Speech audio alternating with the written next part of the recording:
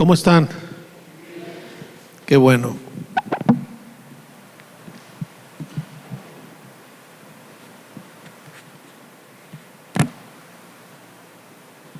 Déjenme ver, traigo mi acordeón, pero no lo encuentro. Aquí debe de estar. Acá no es.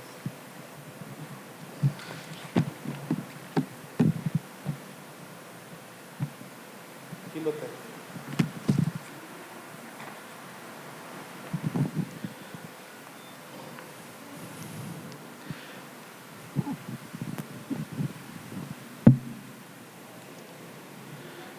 Hoy quiero que oremos antes de comenzar esta plática.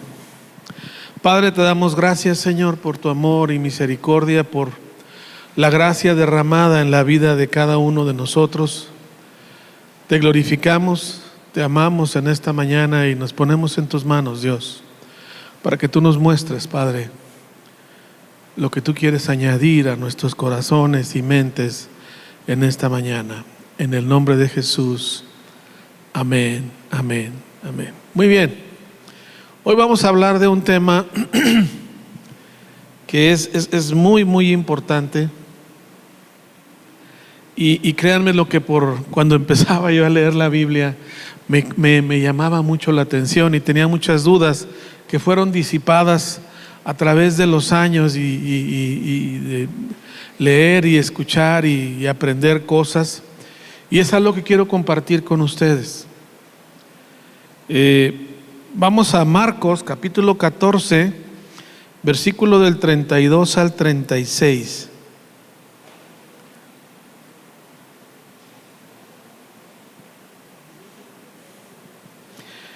Dice: fueron al huerto de los olivos llamado Getsemaní. Y Jesús dijo: siéntense aquí mientras yo voy a orar. Se llevó a Pedro, a Santiago y a Juan y comenzó a afligirse y a angustiarse profundamente. Les dijo: mi alma está destrozada de tanta tristeza hasta el punto de la muerte. Quédense aquí y velen conmigo. Se adelantó un poco más y cayó en tierra y pidió en oración que si fuera posible pasara de él la horrible hora que le esperaba. Abba, Padre, clamó para ti, Padre, clamó, todo es posible para ti. Te pido que quites esta copa de sufrimiento de mí. Sin embargo, quiero que se haga tu voluntad. ¿Qué más dice?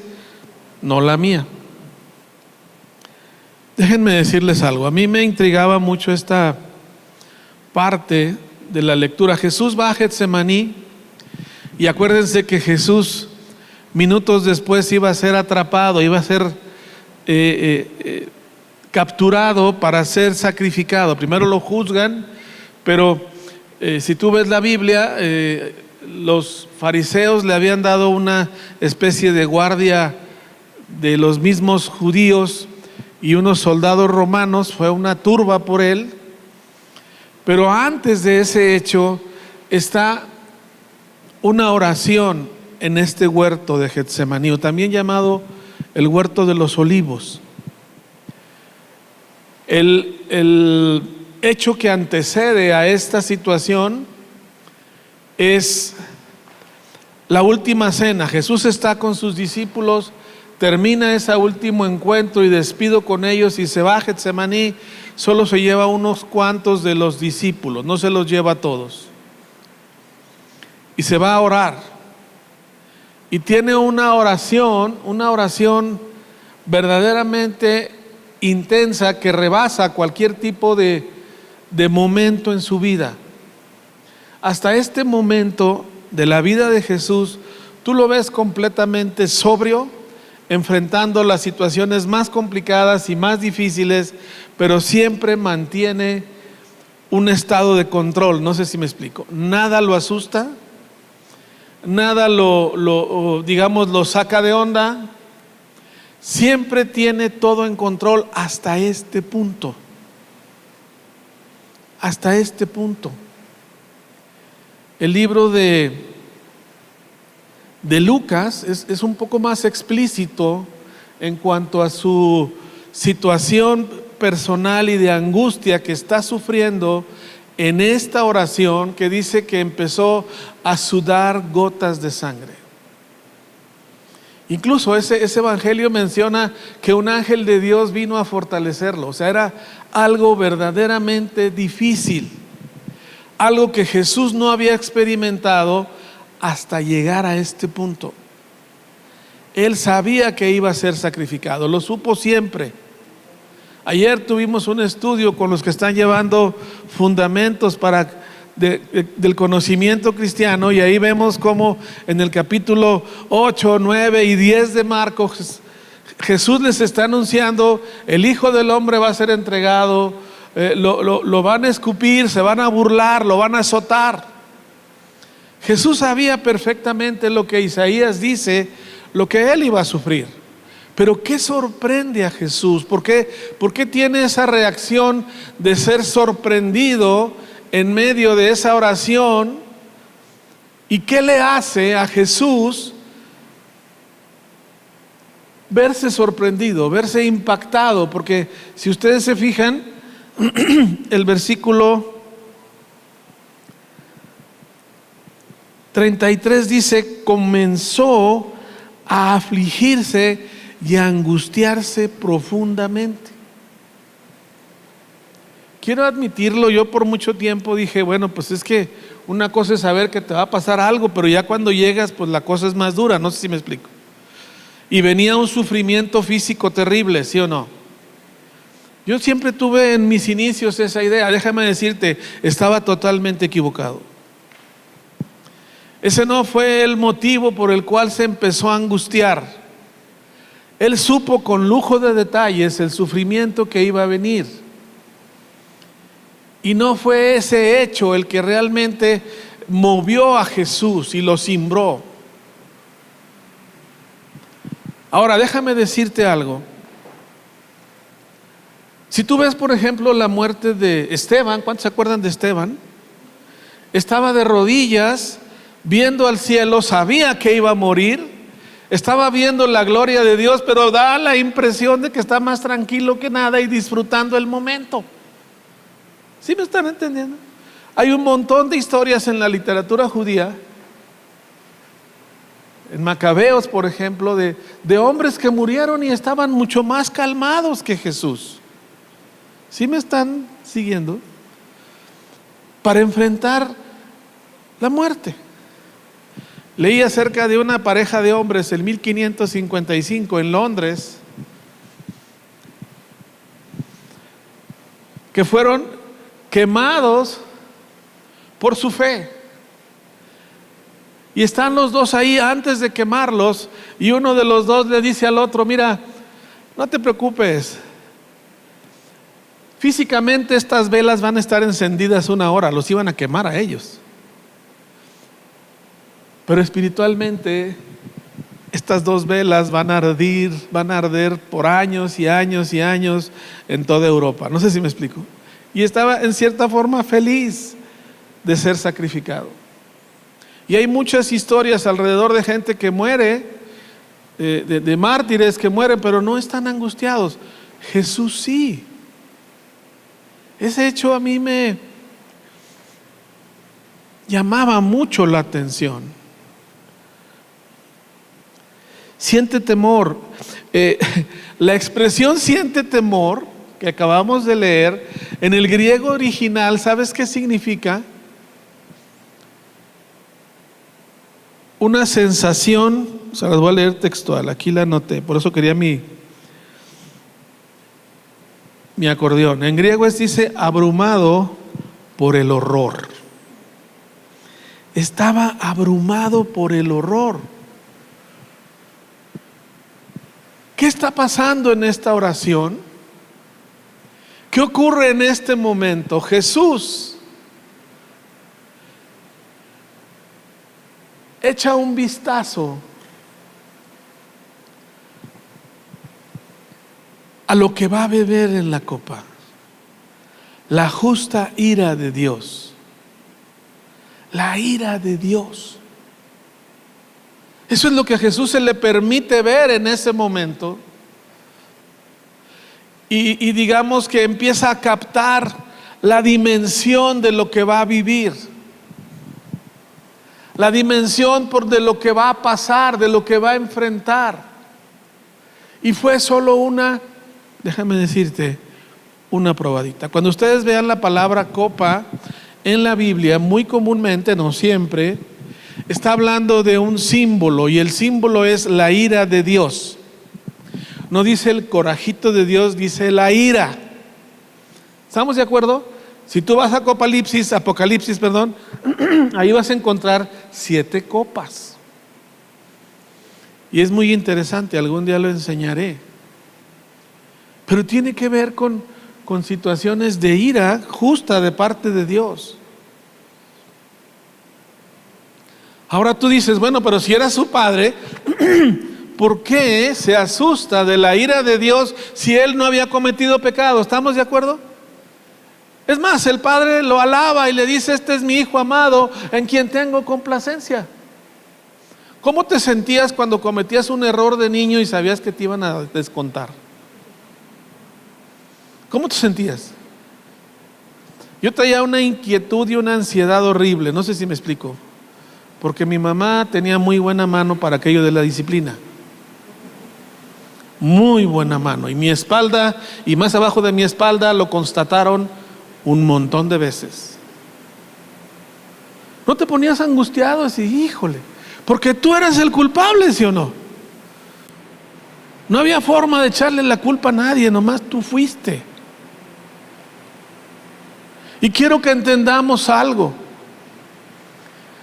Jesús iba a ir a la cruz a cargar con tu maldad y la mía y la de toda la humanidad, e iba a recibir el castigo de la ira de Dios. ¿Me están oyendo? Y eso le creó, lo cimbró, lo estremeció, porque hasta este momento de Jesús, él nunca se había apartado del Padre. Nunca. Y pudo ver el valor del costo que implicaba morir por ti y por mí. Y entra un terrible, terrible horror en su vida. Se enfrenta a algo totalmente diferente que nunca antes había enfrentado. No sé si te ha pasado que cuando enfrentas problemas y dices, ya me ha pasado como 5 veces, ya para la quinta dices, ya hasta me acostumbré. Era la primera vez. Nunca antes lo había vivido, y vuelvo a repetir, no era el dolor físico, no era el desangrarse, que era justo que todos los demás mártires, era justo lo que iban a hacer. No sé si me explico. Los mártires lo que iban a hacer era entregar su vida. Iba a haber sufrimiento físico, sí, pero no había esa angustia. En Jesús había algo que nadie más había llevado.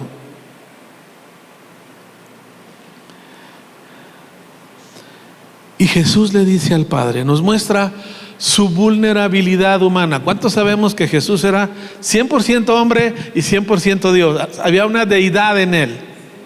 Y su parte humana clama al Dios, clama a su Padre y le dice, yo sé que tú todo lo puedes, y si es posible, me encanta la expresión de Jesús. Dice, si es posible, pasa de mí esta copa. Cuando Jesús ve lo horrible del precio que va a pagar, del costo que va a tener que pagar por nuestros pecados, le dice a Dios, yo sé que para ti todo es posible, y si es posible, no quiero pasar por ahí. ¿Me están captando? ven la horripilante situación que Jesús estaba viendo y que yo tengo la impresión muy personal de que hasta estando ahí en Getsemaní lo entendió. No sé si me entiendes. El dolor físico le quedaba clarísimo, lo que le iban a hacer. Pero lo que pudo probar poquito es lo que realmente iba a costar tu salvación y la mía. Y pide,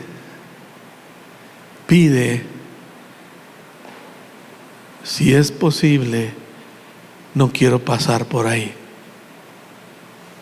Esa es una primera parte de lo que está pasando en Getsemaní.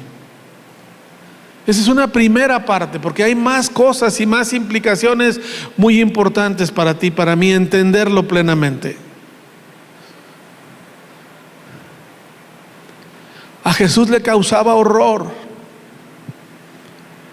estar un tiempo, fíjate bien, un periodo de tiempo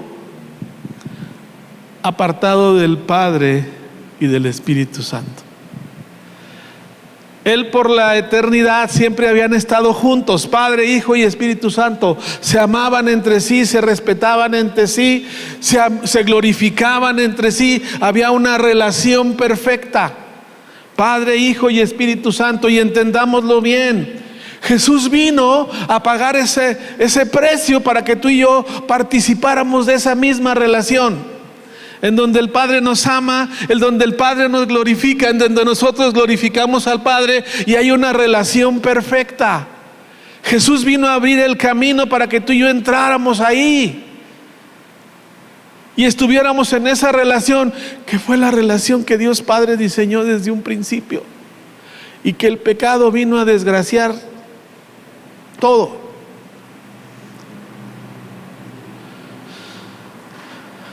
Jesús le angustió horripilantemente estar un pequeño periodo de tiempo fuera de esa relación. Y créeme lo, que quienes no conozcan a Jesús van a estar eternamente apartados. ¿Me estás oyendo? Eternamente apartados. Y no tienen idea de lo que eso significa. Pero al Rey de Reyes y Señor de Señores lo espantó, lo angustió saber que iba a pasar por eso, y pidió no pasar por ahí.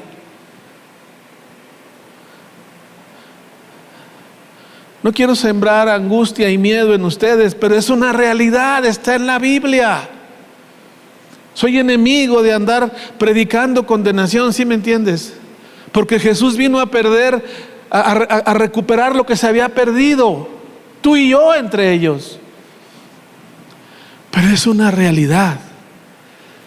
La palabra muerte significa separación, y una separación de muerte eterna no tienen ni idea de lo que es, y yo tampoco, pero sí veo la reacción de Jesús. ¿Sí me están entendiendo todos?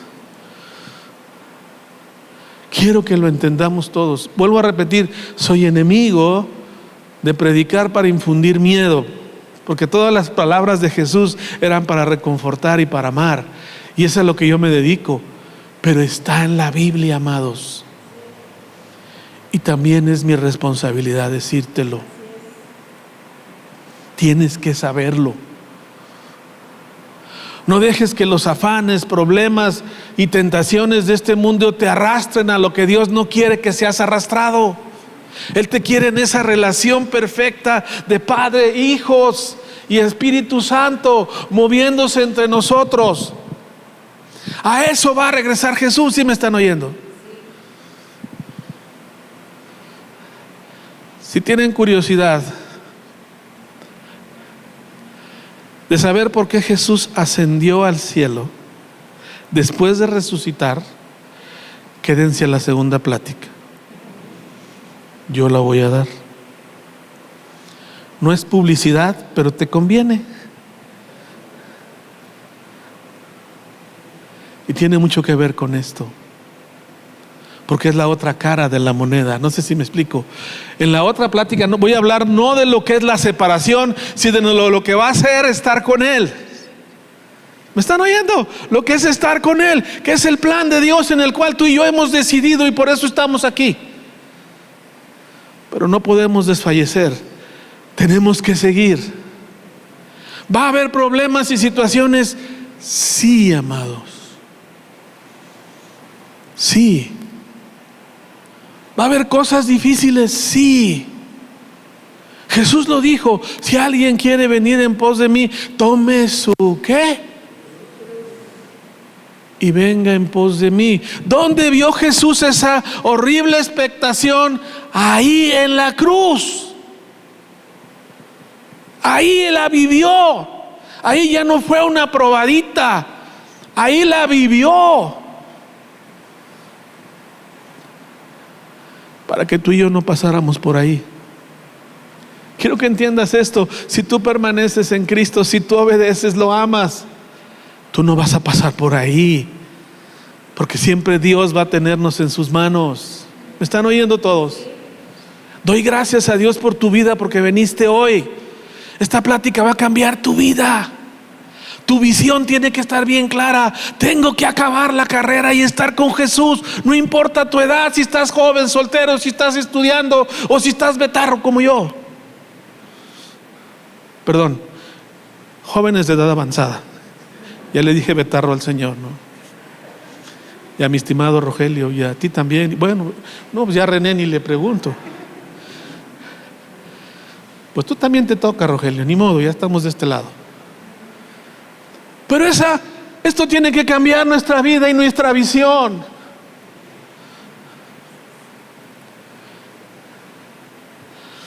Miren,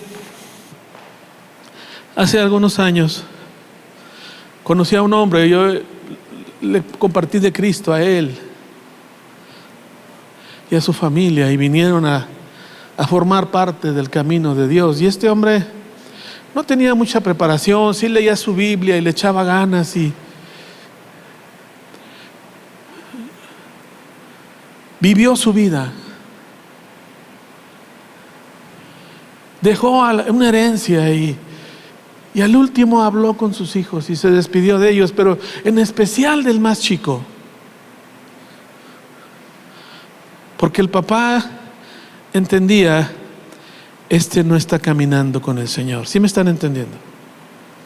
A los dos hijos mayores les dijo: cuiden a su mamá, bendíganla, protéjanla, sigan adelante en el camino de Dios. Pero al más chico, ¿qué crees que le dijo? Júrame que vas a ir a buscar a Jesús y no te vas a apartar de Él. Y él lo hizo.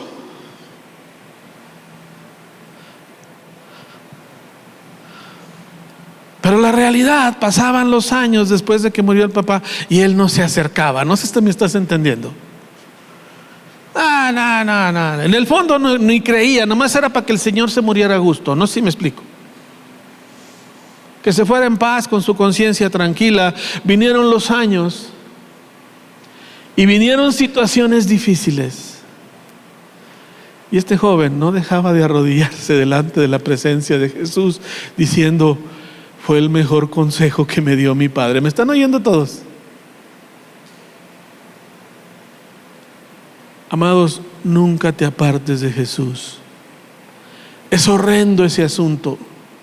Esa ira no es para ti, para mí. Jesús ya la absorbió. No es para ti, para mí. Muchos creyentes tienen miedo del juicio final. ¿Qué onda? Híjole, pues a lo mejor tengo más malas que buenas. Párale con ese rollo. Es un engaño. ¿Me oyeron todos? Por la fe vivirá el justo. Sí, vamos a dar cuentas a Dios de nuestras obras, sí. Pero no todo juicio es para mal. ¿Me oyeron? Sí.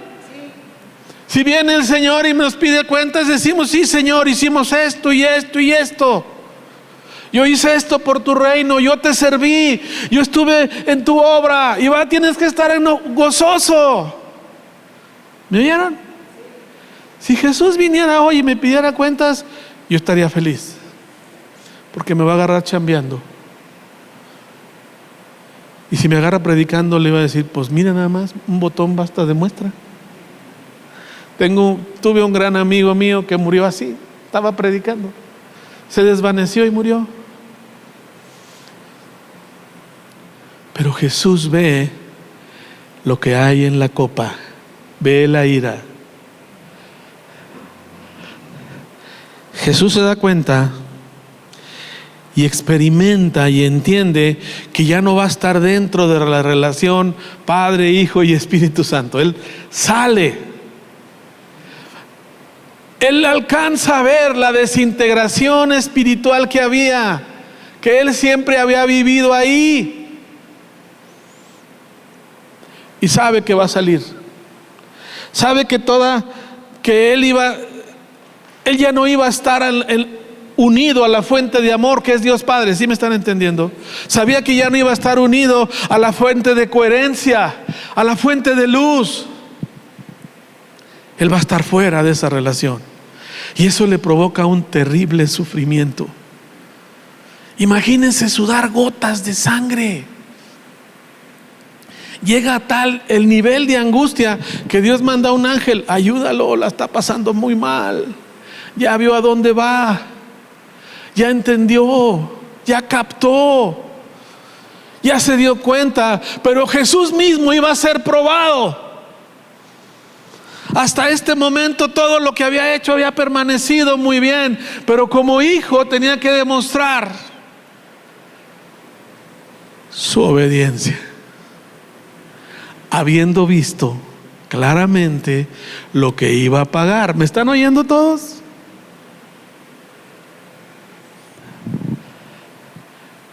Por eso Jesús se angustia. Hay gentes que no les gusta el oír de la ira de Dios, prefieren oír de un Dios amoroso. ¿Cuántos no? Ahora déjame decirte algo. Cuando una persona ama, esa persona se enfurece. ¿Cuándo se enfurece? Cuando algo malo le pasa a quien ama. No sé si me explico. Padres, ¿cuántos padres hay aquí? Voy a poner un ejemplo. ¿Cuántos de tus hijos, no levantes la mano, tuvieron malos hábitos y tú le decías, no hagas eso, porque te perjudica? No sé si me explico. No lo hagas, y te enojabas. Y en cuanto más lo amas, más te enoja que le pase algo malo. ¿Están entendiendo la ira de Dios? El pecado nos estaba destruyendo, nos estaba acabando. Por eso se enoja, porque nos ama.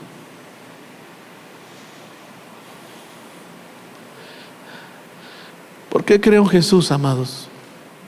¿Y por qué me afiancé en Él? Ninguna religión te ofrece un Padre que te ama. ¿Me oyeron todos?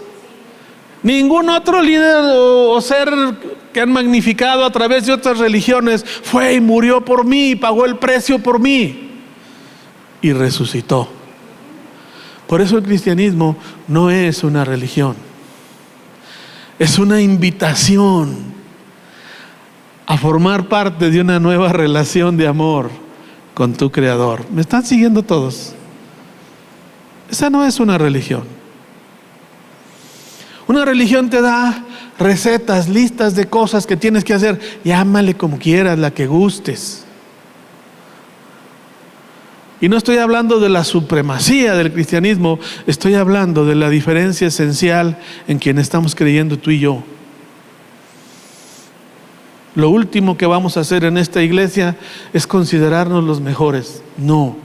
Siempre lo he dicho, hay mejores pastores, hay mejores predicadores.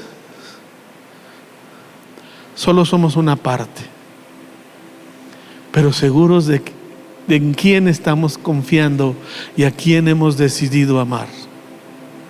Jesús en su misma pregunta.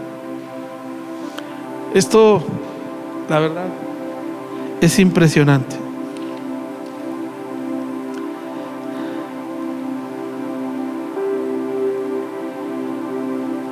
Jesús, cuando le dice al Padre, Señor, si es posible, pasa de mí esta copa,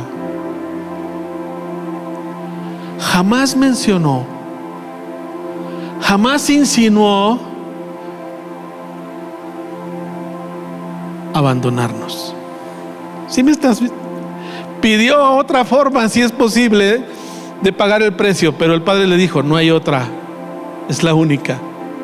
Jamás insinuó renunciar a la misión, ¿sí me entiendes? Jamás insinuó: ya no voy, regrésame contigo. En la misma petición le dice: pero no se haga mi voluntad, sino la tuya. No le dice al Padre: estás equivocado, no es el mejor método, debe de haber uno para que yo no sufra tanto. Le dice: no se haga mi voluntad, sino la tuya. ¿Por qué, amados? Confiaba en el Padre y sabía que aunque fueran difíciles, dolorosísimos algunos de nuestros pasos en la vida, nunca dejes de confiar en el Padre. Son para nuestro bien, y fue para el bien de Jesús. Ah, caray, ¿cómo? Sí, dice la Biblia en el libro de Hebreos que Él fue perfeccionado en obediencia. ¿En dónde? En la cruz. Jesús entendió lo que era la obediencia por amor. Si ese tipo de obediencia no está en nosotros, no estás obedeciendo. Lo único que te permite cambiar en esta vida, amado, es tener obediencia por amor a lo que Jesús hizo por nosotros. Si tu vida no ha cambiado, es porque tú no has captado el amor de Dios. Déjame decirte algo: el que no cree en un Dios de ira no tiene idea de cuánto vale para Dios.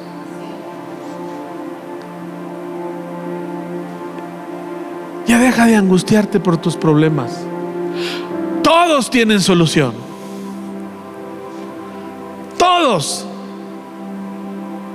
No importa que no veas la respuesta ahorita. Tú obedece por amor, y Dios lo va a hacer.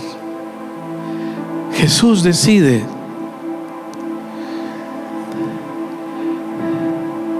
no se haga lo que yo quiero, pero que se haga tu voluntad.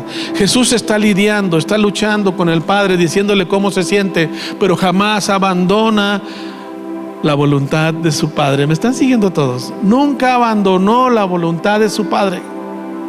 Y era genuino lo que había dicho: mi alimento es hacer la voluntad de mi Padre. Jesús fue congruente todo el tiempo y nunca insinuó abandonar lo que iba a pagar por ti y por mí. Y Él fue y lo hizo. Él fue y lo hizo. Pagó el precio que tenía justamente que pagar, y lo pagó. En su agonía tuvo una visión cercana del horno al cual iba a entrar. ¿Sí me están oyendo? Pudo ver la fiereza del fuego y de la horripilante expectativa de vida que iba a enfrentar. Pero es justamente lo que Él no quiere que tú y yo vivamos, y no lo vamos a vivir. ¿Sabes por qué? Porque sí murió, sí bebió la copa, pero al tercer día resucitó. La obediencia de nuestro Señor triunfó para que tú y yo no pasemos por ahí. Él ganó. Eso no está diseñado para ti y para mí. Está diseñado para aquel que no quiere obedecer. Todo el Antiguo Testamento, Dios se la pasa diciendo: aquel que me ama es el que permanece ¿en dónde? En mis mandamientos. El que aprende a obedecer, el que permanece, es el que ama, es el que sigue. Jesús llega a decirlo: si quieres ser verdaderamente mis discípulos, no te apartes, permanece en obediencia. Va a haber momentos difíciles, sí. Va a haber momentos de angustia, sí. De dolor también. Pero nunca comparado con el precio que pagó nuestro Señor. ¿Están conmigo? Jesús se angustió y sufrió porque pudo ver lo que pudo haber sido nuestra vida si no hubiésemos conocido a Dios. Esto nos da pie para entender por qué Dios está desesperadamente buscando amar a los perdidos. ¿Sí están conmigo? Mucha gente me pregunta por qué Jesús no ha venido. Por misericordia y por amor por los que no están todavía en su pueblo. Y la responsabilidad de írselos a decir y de predicar el evangelio con nuestras vidas es de nosotros. Es de nosotros. Cuando tú conoces a Jesús y aprendes a obedecer y a permanecer en su voluntad, estás extendiendo el reino de Dios, porque los demás te están viendo.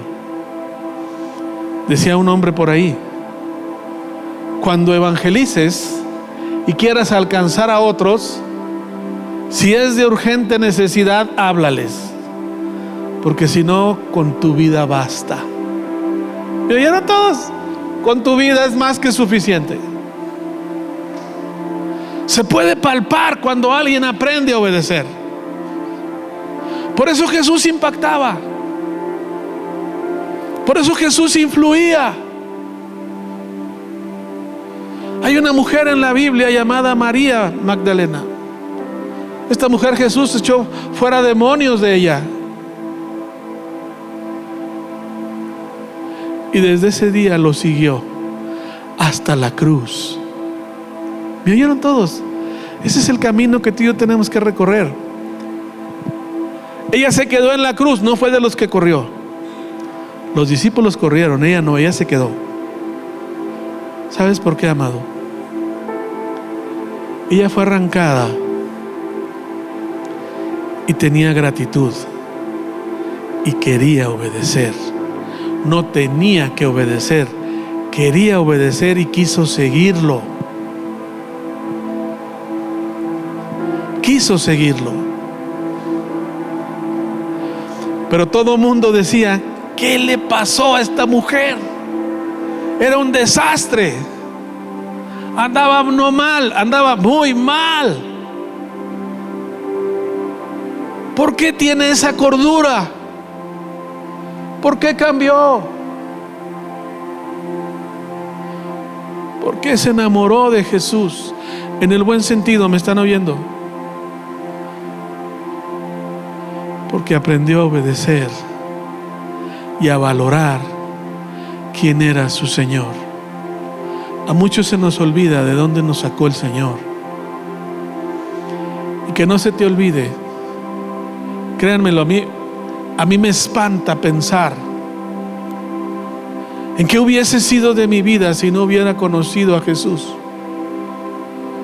Les soy honesto, me rehúso a pensar en ello, porque yo sé en qué había acabado. Me rehúso a pensar en el final de la vida de mis hijos si Jesús no ha cambiado mi vida. Me rehúso a imaginar qué hubiera sido de mis nietos si yo no conozco a Jesús. Pero en Getsemaní, Él decidió obedecer. Y gracias a Dios, por su amor y misericordia, algún día vino a mi vida y me rescató.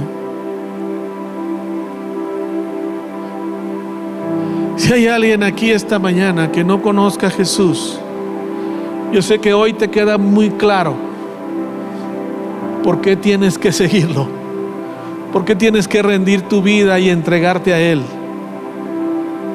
por qué tienes que someterte a Él y aprender a obedecer.